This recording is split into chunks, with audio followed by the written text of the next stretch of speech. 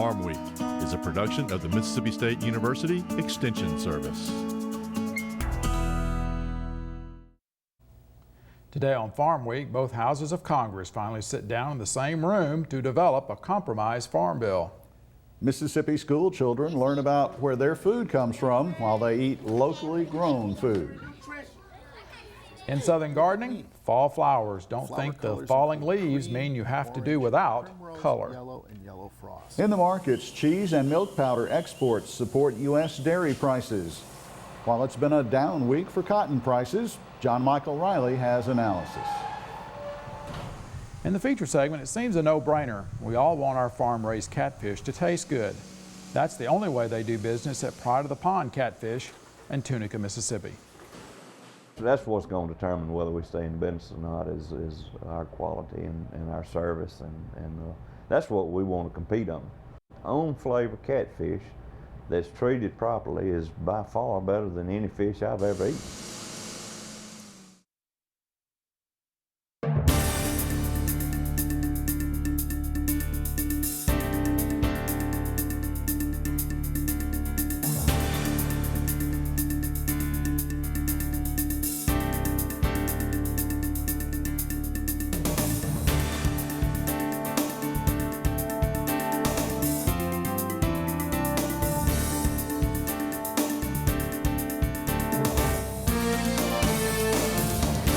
Good day, everyone. I'm Leighton Spann. And I'm Artis Ford. Welcome to Farm Week. It's long overdue, but the U.S. House and the U.S. Senate finally sat down Wednesday to work out their differences over the new farm bill. Leighton, it's not exciting, but it's the way that we make laws in the United States. The U.S. House passes a bill, the U.S. Senate passes its version of the same legislation. The two then send some representatives to meet and write a compromise bill in what's called a conference committee. That's where we are now on the farm bill, finally. Opening statements were made Wednesday. House Ag Committee Chairman Frank Lucas of Oklahoma said the committee will be working in a complicated environment to craft a very technical bill. Senate Ag Committee Chairwoman Debbie Stabenow says that the Senate's bill represents the biggest reform to ag policy in decades. Stabenow says that helping farmers manage risks through crop insurance is needed. She agrees with the House that an effective livestock disaster assistance program is also needed. How much to cut from the SNAP program, also known as food stamps, is the biggest difference between the two. The Senate would cut $4.5 billion during the next 10 years, the House $39. Colin Peterson, a ranking Democrat on the House Agriculture Committee, he says that if the committee is left alone and allowed to do its work, we might find some middle ground and finish the farm bill. The first week of October is Farm to School Week in Mississippi. One of its goals is to create awareness among young people of where their food comes from. The Mississippi Department of Agriculture and Commerce and the Mississippi Department of Education gave some Vickburg students a close-up look at where food comes from and the fact it is grown here. Farm Week's Amy Taylor reports. With agriculture being Mississippi's #1 industry, it's important to educate future generations about where food comes from and the need to sustain our food sources. At Sherman Elementary School in Vicksburg, Jerry Hutto with Amber's Blueberry Farm explains the purpose of celebrating Farm to School Week. This gives us an opportunity to move our product and keep it in state and make sure that the children get it, and there's no better thing than local produce. If it's fresh and it gets to the marketplace, and especially in our schools, it's just tremendous for both sides. You know, it's amazing. I didn't know just what to expect, and when I asked did anybody have any questions, I really didn't expect any questions. 40 hands went up at one time, so you know, the kids are very inquisitive. Additionally, Glenn Holmes with Holmes County Food Hub and Mississippi Commissioner of Agriculture and Commerce, Cindy Hyde-Smith, discuss other activities at the event. A lot of the population in Mississippi have migrated to town, and they have laws focused with where their food actually comes from. Normally in the store, when the kids go in the store, they're running and playing and having fun. They're not really paying attention to the produce section. So it gives us an opportunity to show the kids fresh fruit and vegetables and how it looks before it comes to them. We talked to them today about occupations in farming. So, you know, we were talking to a really young group, but we wanted to plant that seed in their mind that when you grow up, what do you want to be? And think about agriculture, because, you know, it is so important. In addition, lunch was provided, showcasing locally grown Mississippi products. Another goal of Farm to School Week is to encourage schools to purchase local food products. From Vicksburg, Mississippi, I'm Amy Taylor reporting. As we end October, let's check on the Mississippi Weekly Crop Report from the Mississippi Ag Statistics Service in Jackson. The report reflects conditions as of last Sunday, October 27th. Topsoil moisture in Mississippi surplus 6%, but adequate in 78% of the state. Mississippi soybeans, the harvest is on average at 89%. Mississippi cotton running ahead of average at 76% complete. Mississippi rice practically finished, 98% of the crop is in. Mississippi peanuts, average is almost running on average, 59% of the crop harvested as of October 27th. In terms of condition, peanuts 25% excellent, 62% good. Mississippi sweet potatoes getting towards being finished, 90%. They're in the short rows there. As we look at in terms of quality, excellent 20%, good 30%.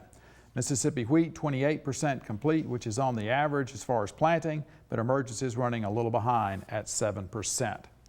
Well, some gardeners think that fall means an end to color and interest in the landscape. Well, in this week's Southern Gardening segment, Extension horticulturist Dr. Gary Bachman says that's not the case. He shows us some of his favorite cool season flowering plants.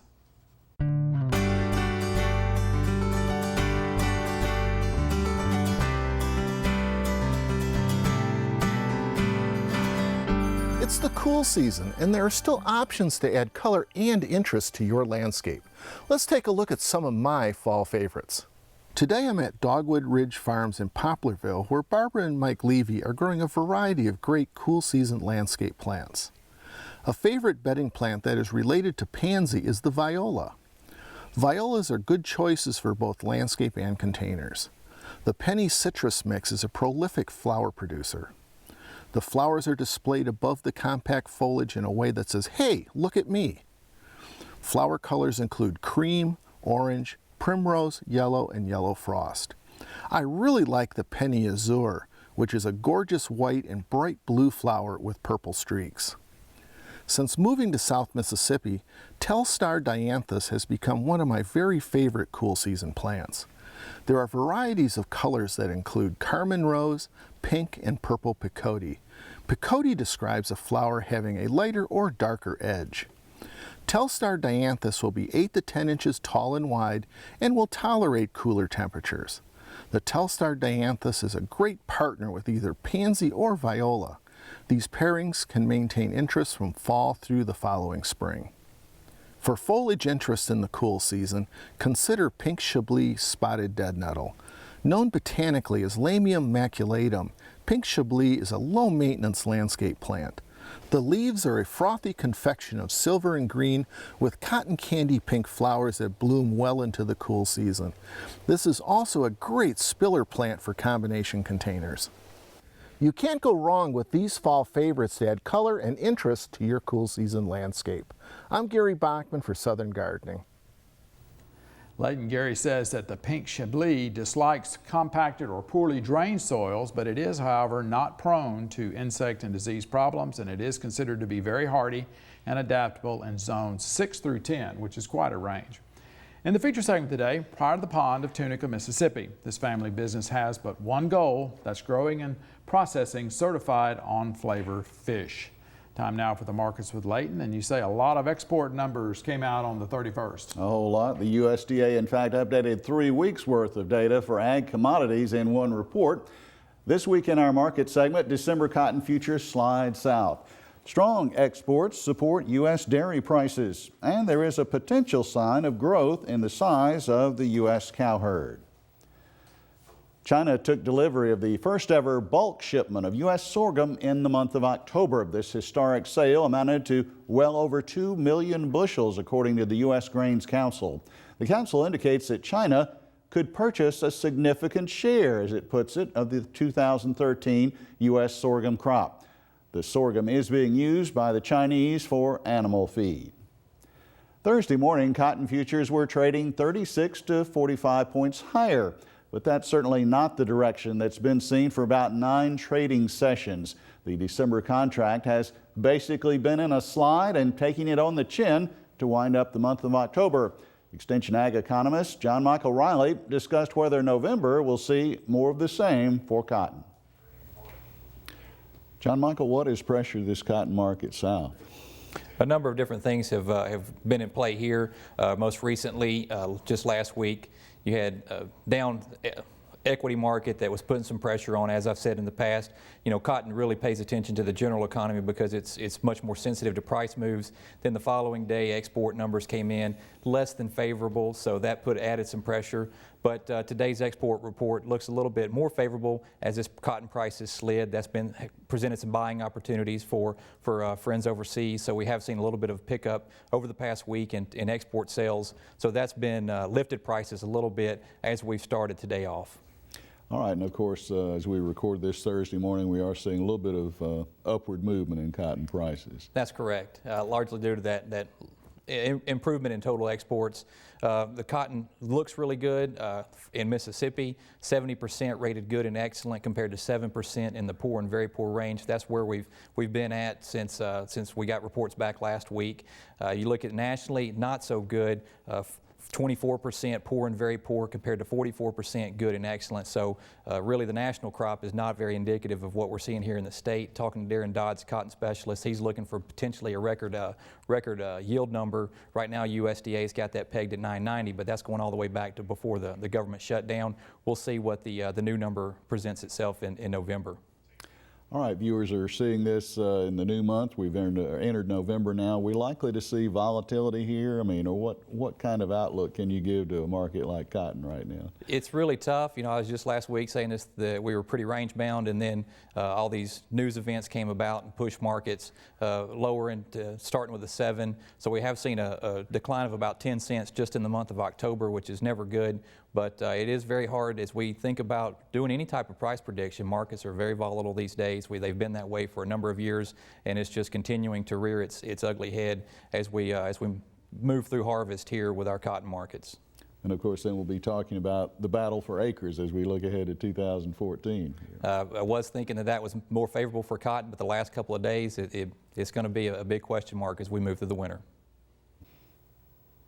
Our trivia quiz concerns all-terrain vehicles, better known as ATVs. And here's the quiz question. How does Mississippi rank nationally in terms of ATV-related fatalities and injuries? Your choices for an answer: number 12, number 15, number 21, or number 29. I'll tell you at the end of the markets. We're going to pause for a short break on Farm Week. Coming up, we'll look at the calendar and the rest of the markets. Leighton Span reports U.S. dairy exports are strong, and it appears cattlemen are retaining heifers for herd expansion. In the feature segment today, Pride of the Pond. This Mississippi-based family catfish operation has stayed in business when others have not. It says it's due to the taste of the fish.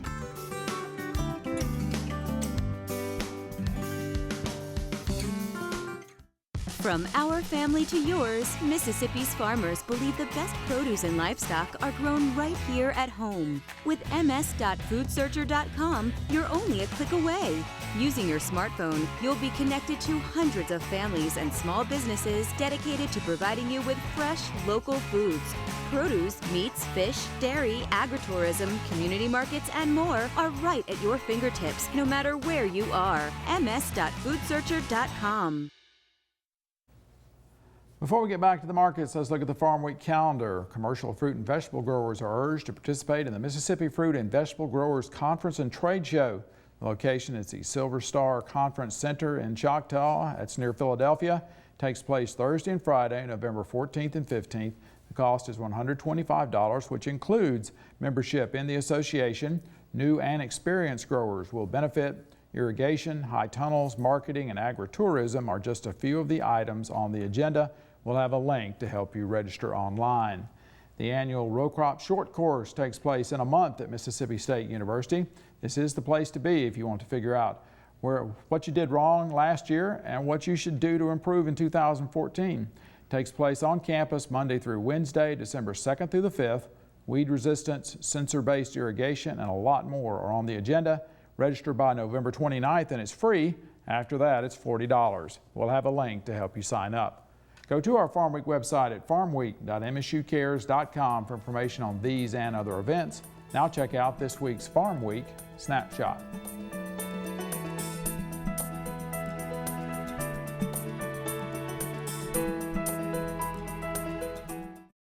Strong exports continue to be the hallmark of the U.S. dairy industry as the year gets closer to the end. Analyst Naomi Bloom says a couple of items in particular are the basis for this strong demand. Exports overall are up 13% from a year ago level. Our cheese is in major demand, and especially our whole milk powder to China. And so that's what's been pushing that market a lot higher. We have coming up, though, in the first week of November, some bigger dairy reports coming out, cold storage and along with a production report. And those are expected to show on the production side that the U.S. supplies are big and getting bigger, especially with corn being cheaper. We'll probably see some bigger production numbers. But though, because the demand is so strong, we're expecting that potentially we could see the fourth quarter price get up towards $19. But that's a point to be making some sales, because New Zealand, who had its drought, is now producing more milk. They're recovering from it. Their production is up 4.5%, which in terms of milk is a very big number. And so the global supply is getting larger. And so even though our export market is great, we're going to have some competition soon. Analysts say we may have the first sign to indicate growth in the nation's cow herd. The rate at which heifers are being retained for breeding appears to be increasing. We may know for sure with the next USDA cattle on feed report. That data is expected to show fewer heifers on feed. Specialist Matt Dearson at South Dakota State University says that he sees two significant indicators of a possible trend. Heifer slaughter has slowed a little bit, and the price for heifer calves, especially at sale barns, is higher. Well, on Wednesday afternoon, there was a break in lean hog futures due to weakness in the wholesale trade. Analyst Darren Newsom says it's hard to say the contracts will go higher, but he is of the opinion there is little downside. Unlike cattle, and more like feeder cattle, they do have the support of the commercial side of the market. The cash side still remains strong. So it looks like this market, if it does pull back a little, because of the uncertainty or these quote-unquote solving of the uncertainty, I still think they're going to remain well supported. So I don't look for a lot of downside in the hog market. I think it's going to stay relatively stable up at these prices until we see some sort of cash market change, some sort of longer-term commercial outlook change. Before our feature story, let's check the trivia answer for you quickly. The correct choice is A, Mississippi, number 12 in the country in ATV fatalities and injuries. In the farm-raised catfish industry, taste is everything. Processors begin taste testing fish months before they're harvested. The whole industry gets a black eye when off-flavor catfish are sold to the public, regardless of where they're grown. One Northwest Mississippi catfish farmer and processor is so concerned about taste, it's the company's sole focus. Certified on flavor is the company slogan of Pride of the Pond of Tunica, Mississippi. Owner Bill Battle says that the focus on flavor has kept it in business at a time when others have gone out of business. This story first aired in April.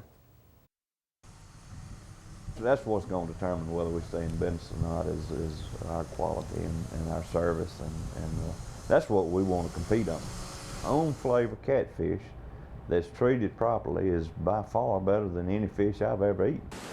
Flavor and taste are practically obsessions for owner Bill Battle and Pride of the Pond, a Tunica, Mississippi catfish processor. Pride of the Pond is the processing and sales division of Battle Farms. Battle's father and mother, Paul and Norma, began catfish farming in 1969. We started raising fish, and the live haulers would take fish to pay lakes up north, and we were about 100 miles closer than any other fish that they could get in Mississippi. So we had a little edge on the market, and that market grew. Looking for an edge turned out to be a way of business for the Battles. There was no live haul market during the winter, so in 1982, Bill's father decided to add value to his fish by building a processing plant with the Owen family and Bill Giddon. Around 2008, Battle Farms bought out their partners and became the sole owner. At this time, Battle renovated the Pride of the Pond plant. Battle and his staff believe that modernization has improved further the flavor and quality of their catfish.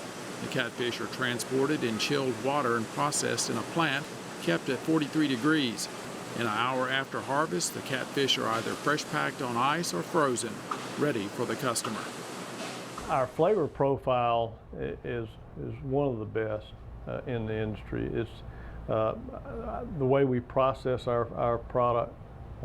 It's cold from swimming fish is chilled to when it's frozen or ice packed.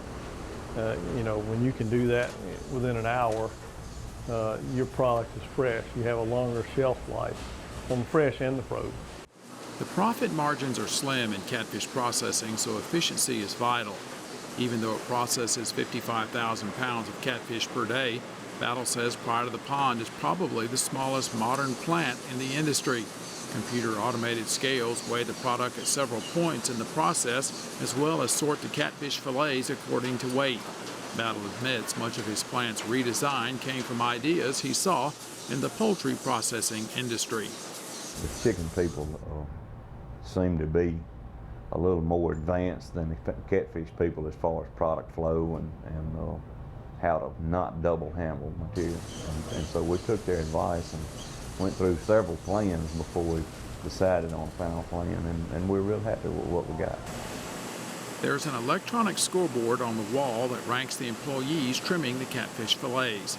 It's updated constantly by the computer weighing system. Trimmers who perform well get a bonus. It's another thing that came from the chicken industry. They have to do a lot of trimming of chickens, and they said that if you put a little bit of competitive edge between your trimmers, it kind of breaks the boredom of repetitive work and gives them an incentive to do more. Everybody wants to be the #1 trimmer. The effort to deliver on-flavor catfish extends to the Battle Farms catfish operation. 98% of Pride of the Pond's catfish comes from Battle's own 2,700 acres of ponds, allowing him once again more control over fish quality. Off-flavor catfish may taste or smell musty or muddy. It is usually caused by certain types of blue-green algae. The fish are safe to eat, just undesirable. If it hadn't been testing good or slightly off, we'll make sure that once it hits that good level, that it's maintained for several weeks before we do bring it in. Not only that, they can hold fish that they know are on flavor during periods of the year when a lot of the fish, maybe as high as 80% of the fish that are out there, are off flavor. So they can kind of sock away a few fish there they know are good quality. So when things get lean out there, they've got a good solid product they can go and pull from their own farm. We're going to be 100% on flavor 100% of the time. Mississippi has always had more than half of all the farm-raised catfish water acres in the United States, but acres peaked in Mississippi 12 years ago at almost 113,000. In early 2013, it had dropped by more than half to just under 49,000 acres. Most of this decline has occurred since the Great Recession started in late 2007. Several factors have combined to hammer U.S. catfish producers. U.S. catfish producers overproduced and pond acres plummeted. This caused a shortage and record high pond bank prices in 2011. These were met with record high feed prices due to high grain and soybean prices. Some areas saw feed increase to $562 per ton in 2012. Back when feed was even at $200 a ton, even back then it was estimated that feed was as much as probably 60% of our annual operating costs. Now with the cost of feeds, that number is probably up as high as 80 to 90% of our annual operating costs. The increase in pond bank prices has prompted overseas producers of catfish-like species to flood the U.S. market.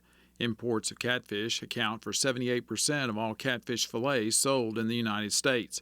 Imports are also the cheapest catfish, pulling down the price of U.S.-grown stock. And the price of live fish followed that shortage and went up 50% during that time period. Well, at the same time, the Vietnamese and the other imported products that come over here at considerably less selling price. It just found a perfect storm for them to come into and get into a market that was short on fish in supply and at record price levels. The U.S. catfish industry points out foreign-produced catfish are often grown using drugs and chemicals that are banned in the United States. The catfish industry says in 2012, 45 shipments of foreign catfish were not allowed entry into the U.S. Unfortunately, only a small percentage of foreign-grown seafood is inspected each year. We don't feel like any of the imported fish meets our quality standard. We feel like we've got a far superior product to any foreign product that wants to compare with us, and we'll compare any day, anytime. Despite the situation facing the U.S. catfish industry, Battlefields Pride of the Pond's focus on flavor, efficiency, and customer service will help it meet the challenges of the future. We do everything that we can do to deliver the best product that we possibly can to the cook. And once it gets to the cook's hands, not much I can do. And you can watch this story on Pride of the Pond on our Farm Week website, Facebook page, or YouTube. Website address, farmweek.msucares.com. We'll also have contact information so you can get in touch with Pride of the Pond. Private individuals can also buy from the plant if they wish. Talked to Billy Moorhead. He said they haven't lost ground since we were there, but the problem is they haven't gained ground. Said imports continue to be in there hammering the U.S. industry. Well, we are at the end of Farm Week for this week. On our next show, meet the latest scientists that have been awarded the World Food Prize, considered to be the equivalent of the Nobel Prize. This October, the World Food Prize Committee honored them for their work in developing GMOs. The decision was met by protesters from the U.S. and around the world as the controversy over GMOs seems to know no end. In Southern Gardening, country pumpkins. See the variety of pumpkins, squash, and gourds grown by one Mississippi farm. For the rest of the Farm Week crew, I'm Artis Ford. And I'm Leighton Spann. Thanks for watching. We'll see you next week.